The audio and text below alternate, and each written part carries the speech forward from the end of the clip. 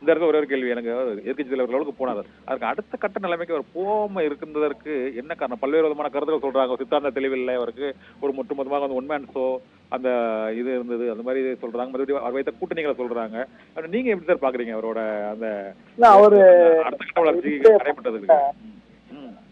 கள்ளங்கபடமற்ற மனிதன், ஆனால் துரோகங்களால் வீழ்த்தப்பட்டவராக பார்க்கிறேன்.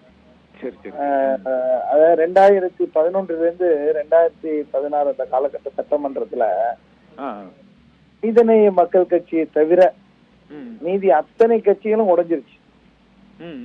2 எம்எல்ஏக்களா போனவங்க கூட தொகுதி நலன் கருதி முதலமைச்சரை சந்திக்கிறேன்னு அன்னைக்கு தன்னை தேர்ந்தெடுத்த மக்களுக்கும் தனக்கு வாய்ப்பளித்த தலைவருக்கும் துரோகம் செஞ்சுட்டு போயிட்டாங்க.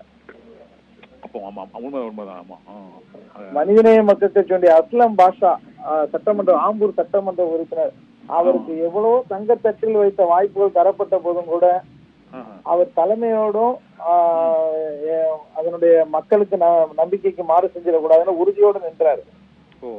அது பெருசா கூட சொல்லுவாங்க, அவங்களே பாராட்டுவாங்க. அவருக்கு நினைவேந்த அஸ்லம் பாஷா அவர்கள் இப்போது உயிரோடு இல்லை.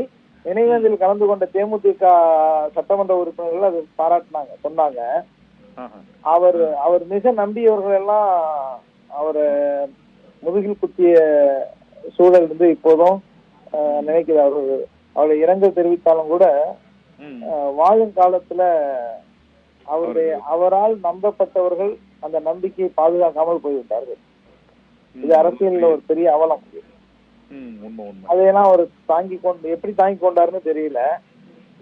இரண்டாவது, அரசியல் அவர் மனசார பாஜக கூட்டணியெல்லாம் விரும்பி போகக்கூடிய நெருக்கடிக்கு தான் தள்ளப்பட்டிருப்பாருங்கிறது எங்களுடைய கருத்தை தவிர, நிச்சயமாக ஒரு பாஜக கூட்டணியை ஏற்றுக்கொள்ளும் நிலைமையில விஜயகாந்த் இருந்திருக்க மாட்டார். ஏனென்றால் அவரோடு பேசியவர்கள், அவரோடு பழகியவர்கள், அவருடைய மனதை அறிந்தவர்களுக்கு தெரியும், சமய நல்லிணக்கத்தில், சமூக நல்லிணக்கத்தில், சமூக ஒற்றுமையில் மிகுந்த நம்பிக்கை உடைய, அக்கறை உள்ள, பொறுப்புள்ள ஒரு கலைஞராக, மனிதராக வாழ்ந்து காட்டிய ஒரு விஜயகாந்த். அதற்கு நேர் எதிரான முரண்பாடான கருத்து உடையவர்களோடு அவரை கொண்டு போய் சேர்த்தது ஒரு பெரிய விபத்து. அதற்கு பிறகு அதை சரி செய்யும் வகையில் அவருடைய பயணங்கள் அமைந்தாலும் கூட நம்பிக்கை துரோகங்கள் பல அவரை பெரிய அளவுல பாதிக்க செய்திருக்கின்றன.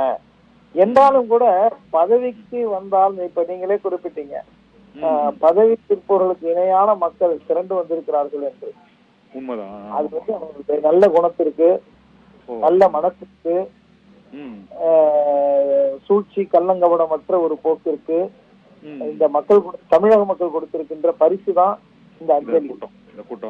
அவர் வந்து அது வந்து ஒன்று வர முடியாதவர்கள் வர முடியவில்லை என்று பரிதவிக்கிறார்கள். ஆங்காங்கே ஒவ்வொரு ஊர்லயும் ஊர்வலம் போய் தங்களுடைய அன்பை தெரிவிக்கிறார்கள். உண்மைதான்.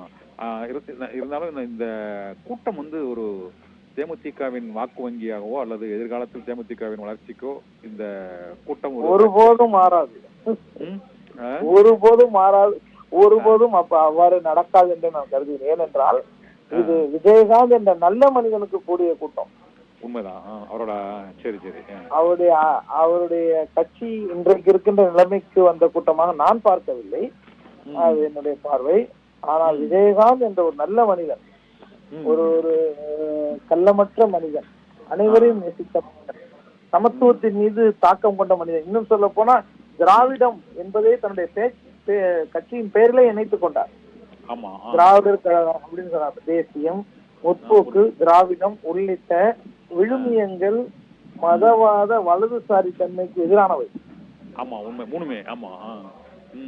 தேசியம் என்பது கூட அவர்கள் சொல்ற தேசியம் கலாச்சார தேசியம். ஆனால் நாம் காந்தியடிகளுடைய தேசியம் மண் சார்ந்த தேசியம். இந்தியாவில் இருக்கக்கூடிய எல்லாரும் சமமா இருக்கணும், எல்லாரும் சமத்துவத்தோடு இருக்கணும், எல்லோரும் சமூக நீதியோட இருக்கணும் என்பதுதான் அந்த போக்குடையவர் விஜயகாந்த் அவர்கள். ஆனால் இன்றைக்கு அந்த போக்கை கைக்கொள்பவர்களால் மட்டும்தான் விஜயகாந்த் அவருடைய குணம் தான் அந்த கட்சியின் கொள்கையா இருக்க முடியும். ஆனால் சமீப காலங்களில் அவருடைய குணத்திற்கும் அந்த கட்சி எடுத்திருக்கின்ற நிலைப்பாட்டுக்கும் தொடர்பு இருக்காங்கிறது மக்களுக்கு தெரியும். உண்மை. அதை அரசியல் ஆய்வாளர்கள் சரியா சொல்ல முடியும். கரெக்ட். ஆமா. ஆனால் விஜயகாந்த் மீது அன்பு வைத்தவர்கள் மிக எளிய சாதாரண மனிதர்கள். அது கள்ளமற்ற அன்பு, பிரதிபலன் வராத அன்பு. அவர்கள் ஒருபோதும் இந்த மாதிரியான போக்குகளுக்கோ வலதுசாரி தன்மைகளுக்கோ அல்லது சாதிய மதவாத கருத்துகளுக்கோ அவர்கள் துணை போகக்கூடியவர்களா இருக்க மாட்டாங்க. ஏனென்றால் மரியாதைக்குரிய விஜயகாந்த் அவர்கள் திரைப்படத்திலும் தன்னுடைய அரசியல் வாழ்வில் எதிரொலித்த கருத்துகள் எல்லா மக்களையும் இணைத்து செல்ல வேண்டும், இல்லாதோருக்கு இயன்றதை செய்ய வேண்டும் என்கின்ற கோட்பாட்டை தான் அவர் சொல்லியிருக்கிறார்.